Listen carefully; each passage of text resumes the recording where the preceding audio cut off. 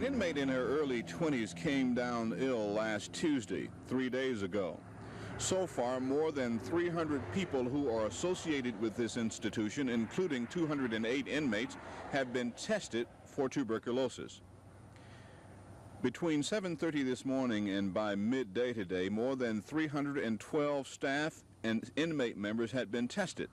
Instructors from trade schools and the Alexander City Junior College had been tested for the disease. 2 male inmates who worked in a factory here and were assigned to Draper have been tested. No visitors are being allowed and no passes are being given out. Also, all furloughs have been canceled. Corrections Board spokesman John Hale explains the situation. Both facilities under quarantine. All the inmates and all the employees are being tested today. They'll be read on Monday, and anybody requiring further treatment then will be sent on through Kilby. Now, this case of tuberculosis was diagnosed when now? Wednesday? Diagnosed on Wednesday. The inmate reported ill on Tuesday, and it was diagnosed on Wednesday. You have any idea what portion of the prison this person worked in? No, I don't. It was from the Work Release Center. During this period now of the quarantine, there are no visitors, no passes, no leaves, nobody's going in or out. Now, this person who was at the Work Release Center, is there any possibility that she may have had contact with people outside that center? She was on work release and did work, and the place of business where she was employed, all of those people have also been tested. At this point, there is a quarantine and there isn't a quarantine. The quarantine is against the inmates. Staff members are allowed to go home. Depending on the results of the test Monday, some family members may have the disease, but that won't be known until Monday morning when the results are announced. This is Norman Lumpkin, WSFA TV News at the Julia Tutwiler Prison, Elmore County, Alabama. 3-2. One strike. I tell you, it's great to be able to walk up there and switch, just like Thomas is doing now, Tony. The curveball always breaking in.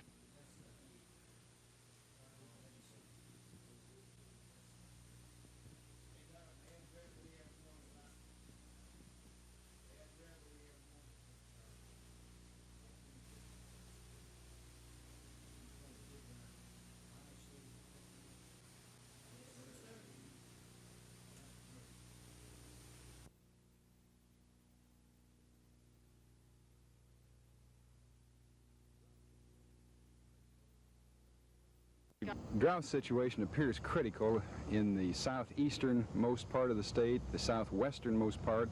Apparently the Black Belt received some relief, rain relief over the past weekend.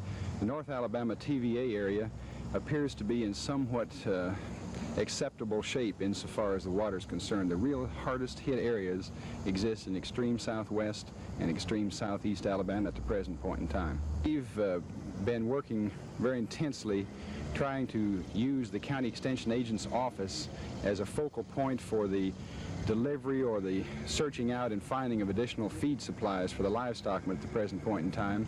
In the next few days, we will be coming forth with a set of documents, packet of information that can be used by producers, whether they're beef or crops or whatever, on how to get through this particular drought period, ways and means that they can go about handling the different crops, in some cases cutting corn and going back with a second crop.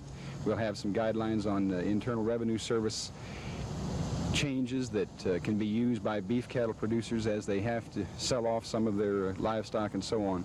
Primarily 2 focuses. We're using the county office as a technique for finding livestock feed supplies, and second, we're, as we should, using his office as a source of information on how do the producers get through this particular period of intense drought. 0 for 2 in the game.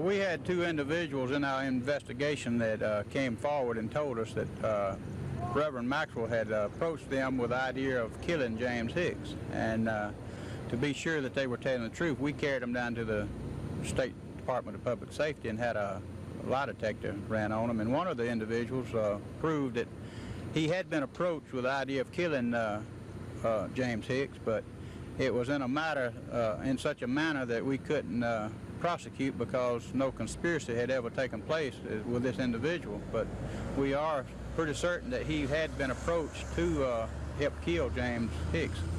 What about other cases you investigated while you were sheriff? I investigated his brother's case, John Columbus Maxwell, and he was found laying on the side of the road, and we assumed that he had just died of a heart attack, and the toxicologist's report showed that he had about .41 alcohol blood tint, and which was too high for anyone to be living with it. So for anyone to get that much alcohol in him, he had been forced to drink it down over a short period of time. Did you investigate another case? Well, Dorcas Anderson Maxwell was his second wife, and we had a thorough investigation into this case. It involved quite a lot of work, and we was checking out insurance companies who might have policies on them, and we found quite a few. And we had some witnesses that had seen preacher threaten to kill Dorcas, and when he was alive, a lot of people were afraid of him. I sold a lot of pistol permits to people who stated their reason for wanting a pistol permit, but they were afraid of Reverend Maxwell. And then a lot of people thought that he had strong powers, mystic powers, and believed that he practiced voodoo. And this hampered us in our investigation because they were afraid to talk to us because he might put a spell on them. And this was real consistent. Almost, I'd say, half the people we talked to, the black community, were apprehensive about talking to us or letting anyone else know that they talked to us.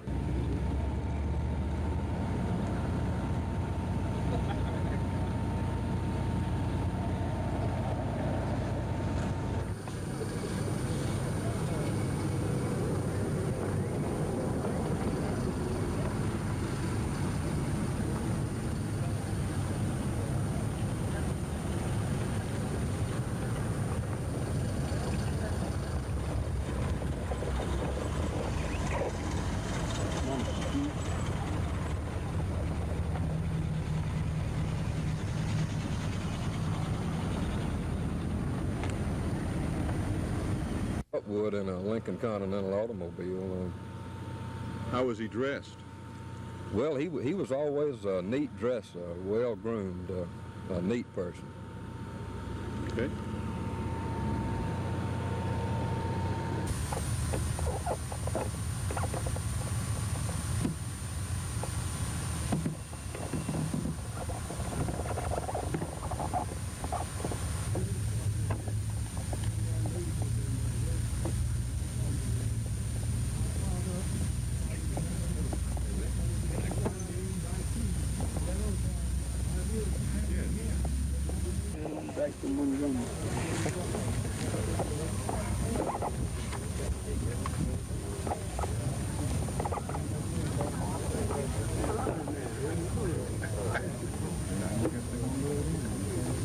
The mysteries of what happened to at least 3 of Reverend Maxwell's relatives still are unsolved.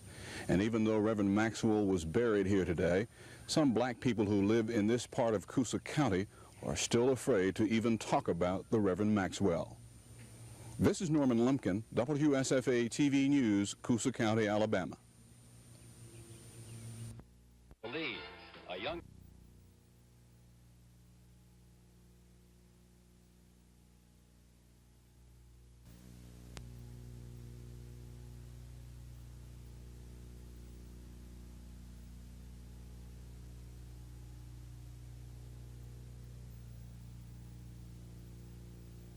But evidently the manager, Charles Batchelor, was waylaid when he parked his car about 7:45 this morning.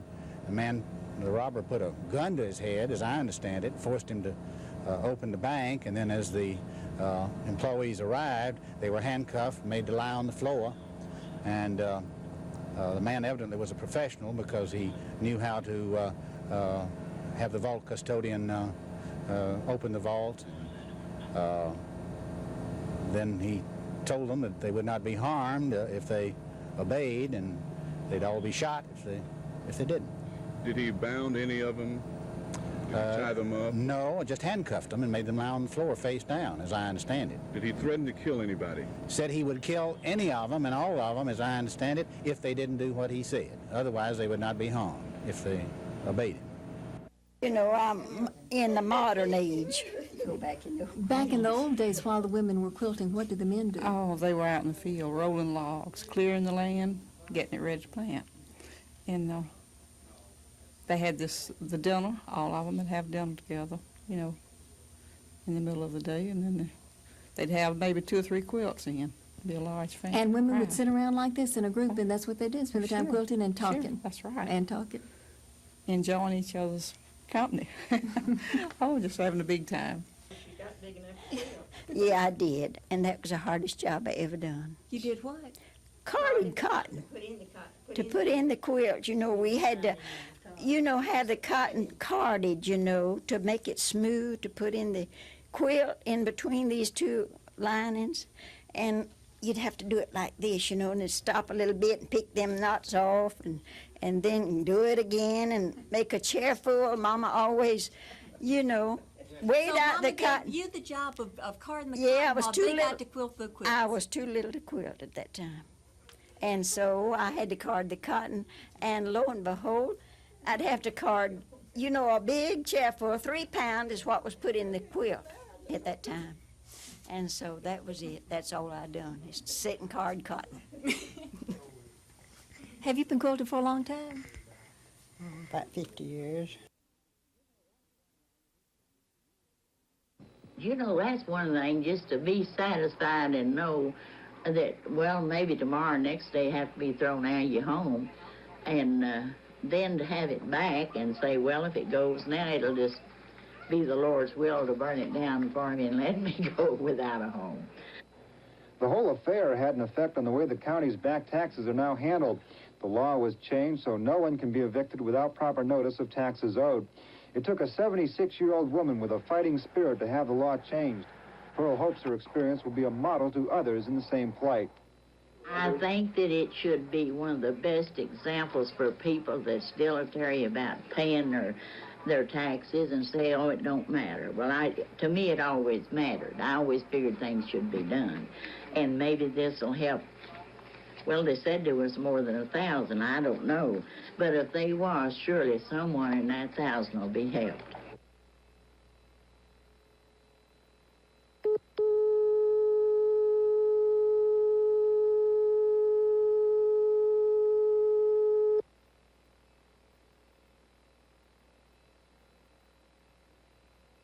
Reuben Crutchfield, owner of the tour service, is a car salesman in Americus, a small community 9 miles from Plains. This bus makes the 6th vehicle he has purchased for the summer run. It seats 17 at $2.50 a head for a 30-minute tour. Crutchfield stands to make a nice profit. I really feel like that if people come down like we expect them to, it'll be down probably in June 15th. And that we're going to be ready for them with this new bus, and we have the trains, and we have our own buses. Where would you be without Jimmy Carter today? Right back in Americas, back on the car lot, selling those cars. Crutchfield is sole owner of the company. He has invested $75,000 in the business. This bus cost $12,000. And I think it's appropriate that we should christen this bus in difference to Billy. With champagne, we'll christen it with beer. 2 million people are expected to visit Plains over a 3-month period this summer. Crutchfield is positive many of those will see the town riding on his buses. It's off the Plains for Crutchfield and his entourage, but don't get the idea they're working for peanuts. His company will gross over $400,000 this summer, enough to make anyone flash a big grin. Charles Caudill, NBC News, Richmond, Indiana.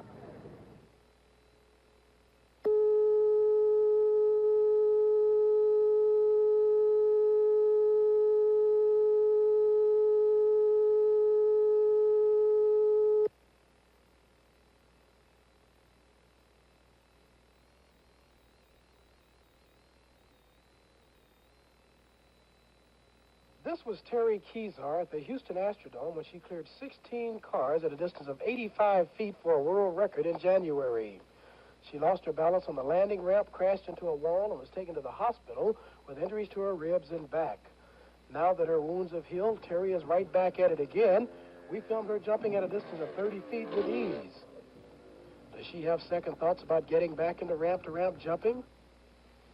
Well, at first I did. I was really worried at how it would work out. And the very first jump that I did, I was sort of afraid of like what was going to happen, if I was going to go too far or too short. But once I was in the air, I knew everything was fine, and I was ready to keep doing it. You're obviously not afraid of using the same bike because, as I understand it, this is the same bike that you crashed at the Houston Astrodome with. Right, it is. We just put a new front end on it. I guess when it hit the wall at the Astrodome, it just smashed the front end straight on, and the rest of the bike seems to be fine. Although she's only been back on her bike a short while, Terry plans a series of jumps within the next month, including her first one just next week in St. Louis. This is Ron Brooks reporting.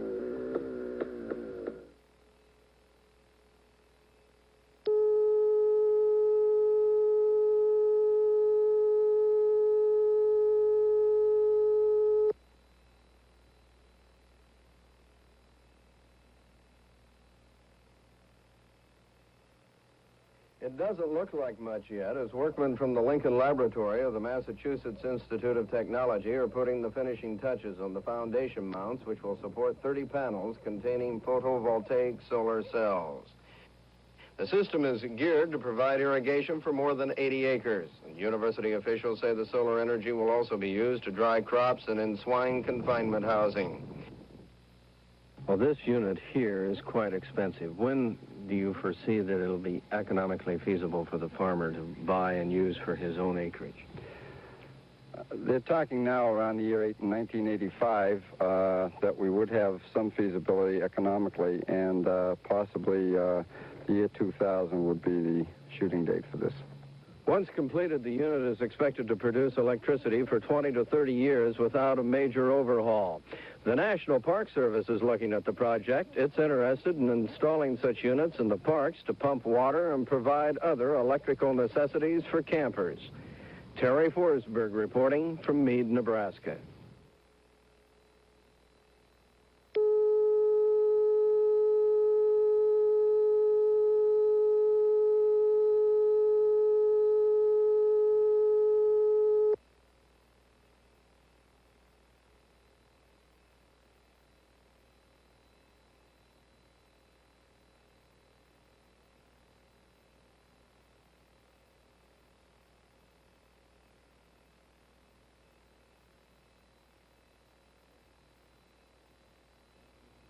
Technicians at the KLA Labs in Bosque, New Mexico say they have developed a pollution-free system that can use cow manure to produce a methane gas for heating homes and enough feed to support the cow that supplied the original fuel. Cow manure is shoveled into this tank and mixed with water. As the manure breaks down, a gas is produced, enough to heat 2 homes with this size chamber. But the project director says the operation can be enlarged to produce enough gas for an entire town. What you'll probably see is a feedlot operation where we can take all the manure from a feedlot, generate enough methane gas to supply electricity for the town, utilize the hot water coming off of the electrical generating process to keep our algae warm, and then close the loop again. The final stage of the process uses what's left of the manure to produce livestock feed or a rich fertilizer. Algae in this plastic test pond does that job by feeding on sunlight and manure. On this diet, the slimy plants can grow at a tremendous rate. In a small swimming pool, lab scientists claim you can harvest 300 pounds of algae livestock feed every day and be left with water that is pure enough to drink. Among the supporters of these claims are a government biologist and an official with the U.S. Department of Agriculture. People who live in areas that have no cattle should not feel left out of this new energy horizon. We are told that human waste has what it takes to make the process go also. Lee Williams reporting from Bosque, New Mexico.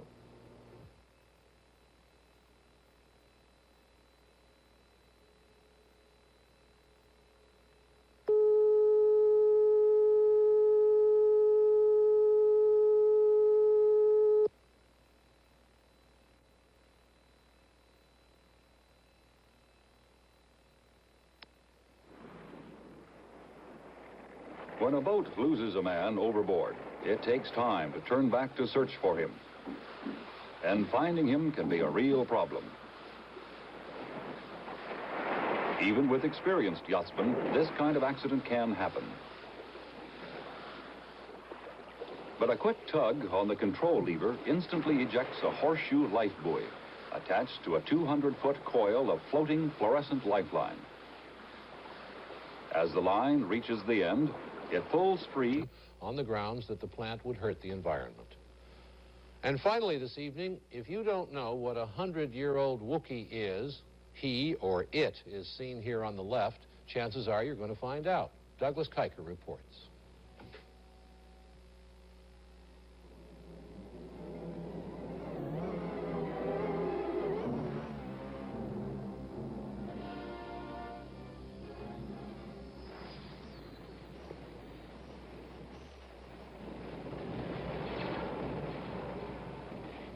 Star Wars. It is more than just a successful movie, it is a box office phenomenon. The film is breaking attendance records all over the country. Not since Jaws have so many people stood in line to see a movie. Alan Ladd Jr., an executive at 20th Century Fox, whose film it is, talked about the reasons for its appeal. I think it's just good and evil. The simplicity of the whole story is what really makes it work. It's a fantasy, and I think we all grew up in a fantasy world, and I think that it works on that level. Star Wars cost $9 million to produce. It will bring in at least 10 times that amount. As a result, the price of 20th Century Fox stock has doubled in the last 2 weeks. There are no sex scenes in Star Wars. Unlike Jaws, it doesn't frighten people. It's just an old-fashioned cowboy movie set in space with mind-boggling special effects. In the classic westerns, it's the good guys versus the bad guys, sometimes a pair of good guys, one experienced and a little cynical, the other a tenderfoot, a kid. I got him! Great kid! Don't get cocky! In Star Wars, their names are Han Solo and Luke Skywalker. The bad guys always are a rough, tough, sinister-looking bunch.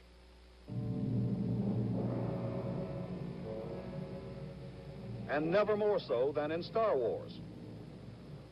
The damsel in distress.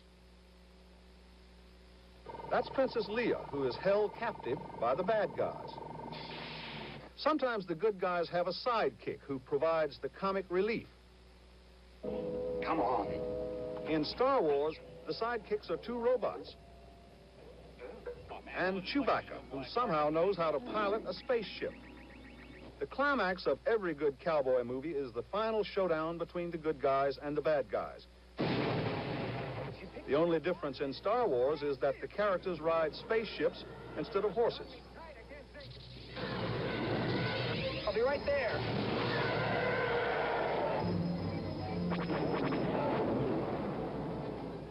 A cowboy movie set in space. That's Star Wars. It's old-fashioned, escapist entertainment, pure and simple, with no moral, no message. And it appears this is what just about everybody in the country is in the mood for. Douglas Kiker, NBC News, Washington. That's it for this evening. We'll be back tomorrow. Until then, good night for NBC News.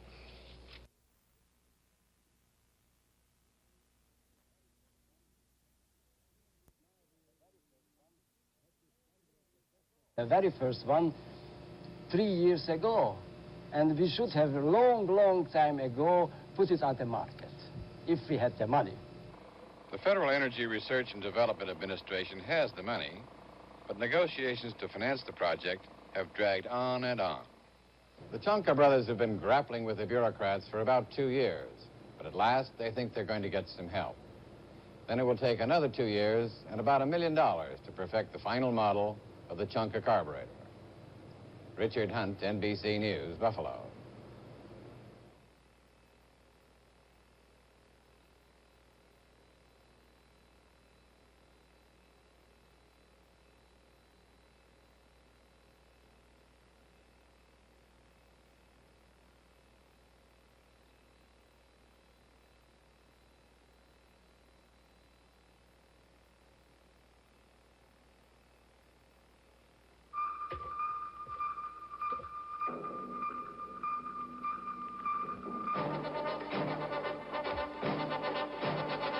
Good night, all. Have a good day.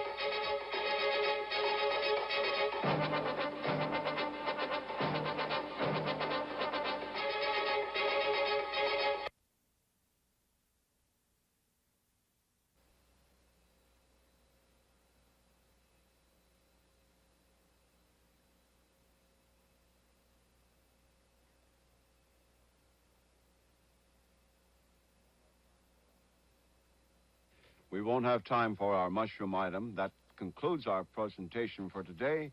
Thank you and good night.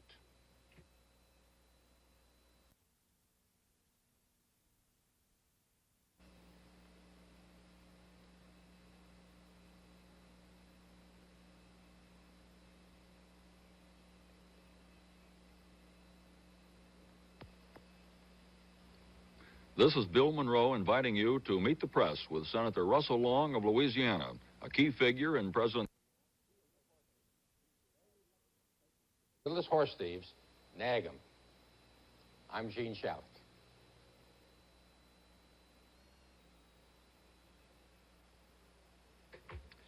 That ends our news program service for today. Thank you and good day.